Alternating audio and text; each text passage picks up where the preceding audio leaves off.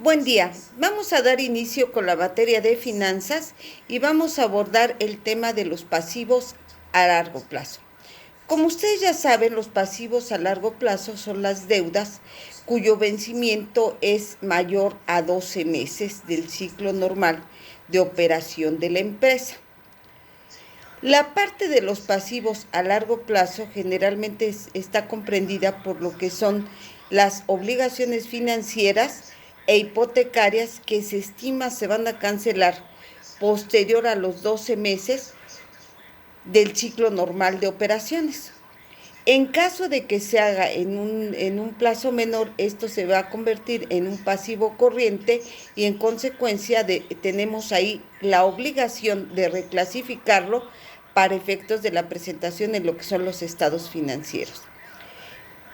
En este sentido es importante que se informe, ya sea en el cuerpo de balance o en unas notas adicionales a los estados financieros, todas las garantías que estamos otorgando como empresa en la adquisición de pasivos. Los pasivos a largo plazo se deben publicar con tanto detalle como sea necesario, que se describa la naturaleza de cada uno de los préstamos que lo conforman, el vencimiento, que es bastante importante, y sobre todo la tasa de intereses y las garantías o gravámenes respectivos. Si no fuera práctico detallar esta información en el cuerpo del balance, se hacen las notas, como les comentaba, adicionales a los estados financieros. En los últimos años ha cobrado mayor fuerza la emisión de obligaciones por concepto de bonos ordinarios o convertibles en acciones.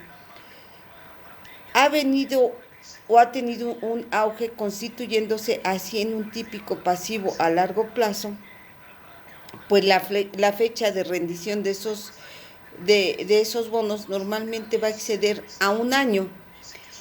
Cuando existen bonos u obligaciones en circulación, debemos informar sobre las características de la emisión, incluyendo el monto de los mismos, el número de bonos en circulación, el valor nominal de las obligaciones derechos y la forma de rendición, garantías, vencimiento, tasas de interés, entre otros aspectos. Una empresa dará de baja en cuentas o deberá dar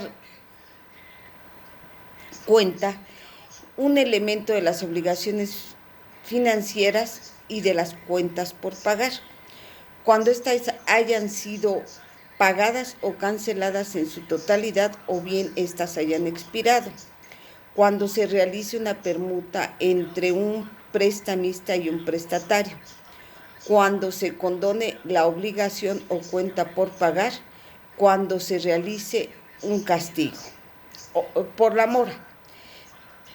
Además, es importante que revelemos el valor en libro de las obligaciones financieras y las cuentas por pagar a su cargo, así como el valor de los intereses que van a corresponder al periodo contable que se encuentran pendiente de pago. Tradicionalmente nosotros estamos más familiarizados con las cuentas de acreedor hipotecario dentro de lo que son los pasivos a largo plazo, pero hay otras cuentas que pertenecen a ese subgrupo cuando la situación se da dentro de la empresa. Las deudas a largo plazo con entidades de crédito nos reflejan las deudas que la empresa adquiere en entidades crediticias, como pueden ser los bancos u otras entidades financieras, ya sea por préstamos que ha recibido u otro tipo de operaciones similares, y la condicionante es que venzan a un plazo mayor de un año. También tenemos en algunos casos lo que son los proveedores a largo plazo, cuando adquirimos un crédito para la adquisición de mercancías y esta se tiene que cubrir posterior a un año.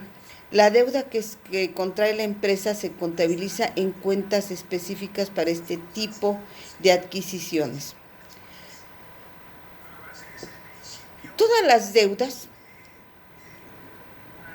ya sea a corto, mediano o largo plazo, tienen un efecto que es el pagar. Es decir, estas obligaciones tenemos que estarlas cubriendo, no importa el plazo en que nosotros las hayamos adquirido, y deben estar perfectamente documentadas mediante efectos de giro y que no sean con entidades de crédito. Son documentos de giro todo lo que corresponde a lo que son los pagarés y las letras de cambio que la empresa ha firmado en favor de un tercero.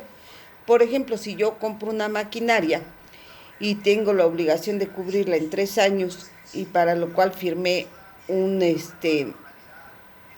letra de cambio, es donde entra esto. Las fianzas recibidas a largo plazo. Una fianza es una cantidad que se recibe o se entrega en garantía del cumplimiento de una obligación. Esto es típico en un contrato de arrendamiento, en una licitación, pero también es importante que tengamos en cuenta que cuando nosotros adquirimos una fianza, se recoge o se recibe esa cantidad porque otra se le está pagando en ese concepto de fianza y llega a pasar hasta 1 año y no nace su obligación todavía de devolverlo. También cuando la empresa entra en un proceso de licitación, requiere contratar una fianza. En algunos casos esto es más de 1 año, cuando así lo exige el proyecto, sobre todo cuando este tipo de licitaciones se hacen como proveedor para lo que es el gobierno. Es una de las exigencias, independientemente de algunas otras compromisos que adquiramos. Que tengan excelente día.